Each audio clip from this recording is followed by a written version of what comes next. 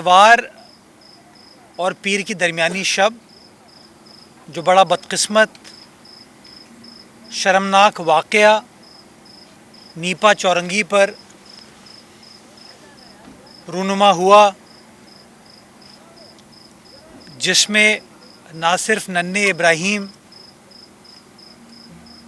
की जान गई,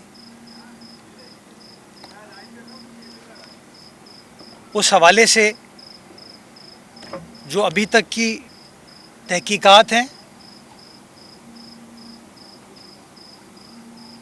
उस हवाले से आप तमाम दोस्तों से गुफ्तगू करना था। मैं बच्चों वाला हूँ और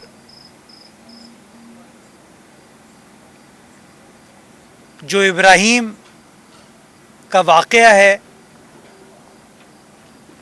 उसकी वालदा की चीखें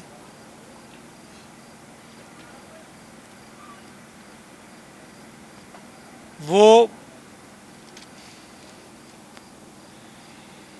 मेरे पास अल्फाज नहीं हैं उस हवाले से। बहैसियत वालिद के मैं उनका दर्द के बारे में सोच सकता हूँ, लेकिन जो तकलीफ़ जो कर्ब वो ख़ानदान महसूस कर रहा है, अल्लाह ताला उनको सब्र दे।